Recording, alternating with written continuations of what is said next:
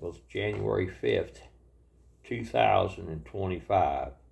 That's really crazy because I can remember when I was in high school, probably back in 1975, out turkey hunting and thinking, wow, I wonder what the world would be like in the year 2000 because it was so far in the future. And now it's 2025. That's funny. So anyway, I was going to tell you about this time my son and I went sheep hunting. So we set up a base camp, tent, sleeping bags, left some food. We take off up this drainage, and we haven't went very far at all, and we see these ewe sheep, female sheep, and they had like 5 lambs, something like that. 4 ewes and 5 lambs, maybe 6 lambs, something like that. And they were really close, like maybe only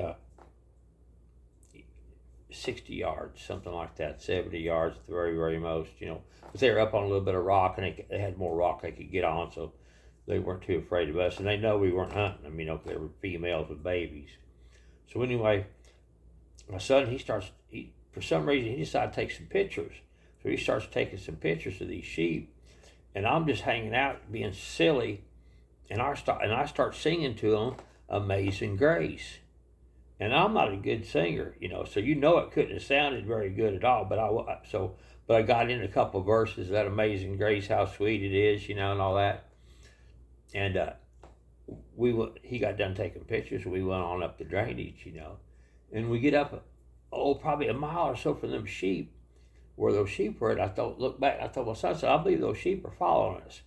And we were walking sheep trails. I mean, if you're going sheep hunting, walk sheep trails because the sheep know the way, the easiest, with less obstacles, less mud and bogs and stuff like that too, because there's a lot of bogs if you're not careful. So anyway, we get on up into this other drainage, and we set up this spike camp. We're starting to set up our tent, and I look and I said, here comes those sheep. And they were coming right along, And about the time we got our tent set up, right, maybe with 15 minutes later or whatever, they had kind of circled out around us, and they were on a mountain above us, but they were only up 100 yards, 200 yards, they were scattered a little bit, and they were all grazing. So we were, so we got our base, our spike camp all set up and everything, and not too far from us, you could see off a long ways through these mountains, and then back into another drainage. And that drainage was a lot lower than the drainage we had came up, and we were way above it, like maybe, goodness, almost a quarter of a mile, probably higher. So we're looking all down into this, all below us and everything. And we look it all over, spend, maybe 10 or 15 minutes there, and we don't see anything. So we walk back to our tent, our spike camp, and hang out maybe 30 minutes or something, and all of a sudden, here comes this ewe sheep, a white Dall sheep, but it was a female sheep, and here it comes up over where we were just looking at. So apparently it must have been laying down or something behind a rock. So anyway, it came back over there to where these other sheep were that had followed us, and then those sheep began to lay down for the night, to bed down, and this other sheep went to them, and then it went away, trying to get them to follow it, but they wouldn't do it, and it came back again, and then tried to leave, and they still wouldn't follow him. And I told my son, I said, that old sheep's trying to get them other sheep to leave. Well, anyway, it gave up, and it lay down up there, and that evening when we went to sleep, we could look out at the door of our tent, and we could see those sheep stacked up sleeping, the ewes with the lambs, but they don't sleep together. All the ewes sleep in different spots, not huddled together like a herd at all, because they don't want the grizzly bears to eat them in the middle of the night, I guess, And them sheep, they get up really super, super early in the mornings too. So anyway, the next morning we get up early and they're gone. We don't even know when they left, sometime in the night. So we decided we're going to climb up this mountain. And there was a trail you could go all the way around. It snaked around and went around and went up to this mountain.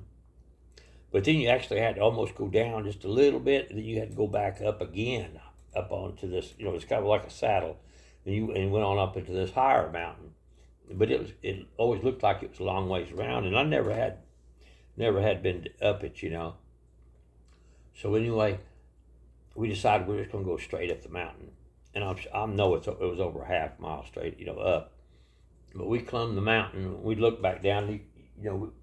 We couldn't even hardly find our tent at first, but then we seen it, and our little tent was just a speck, in the tundra when we were way up above it up on that mountain. And so by this time, my son, he's getting a little bit older and he's getting a little lazier. I can't get him hardly to do nothing, but I managed to get him to go with me, And so anyway, we're up on this mountain and sitting there, we're just kind of hanging out. I don't believe we'd ever been up on it before. So as we were sitting there, I told him, I said, look at this. There was a drainage curving and going down and around. There's a little bit of water in it, and it's kind of like a sheep meadow. It's actually pretty green up in there. And it was like you could tell you could just see a line, and then you could see further down the drainage. And I told my son, I said, there's a dip in that drainage right there. I said, can you see that? He goes, oh yeah. I said, there could be 40 or 50 sheep in there. We wouldn't even know it from here, I said, let's go over and take a peek and see. No, he didn't want to do that, and I'm trying to get along, not force him to do something, he didn't want to do. So I did con him into going down the ridge farther. We didn't have to climb anymore, but just kind of go down, because that drainage circled too, but so we stayed up high, and we kind of went down more straight, not as much as the drainage curved, and some more rocks and stuff. We went over that way, and sure enough, when we got over there, we could see into that dip, and there was 40 or 50 ewes and lambs in that little dip in that drainage, But anyway, we didn't get any sheep, and I think we went back down that mountain that night, and went back to our tent, and probably packed up the next morning and headed out back to the house. Well, hope you enjoyed the story.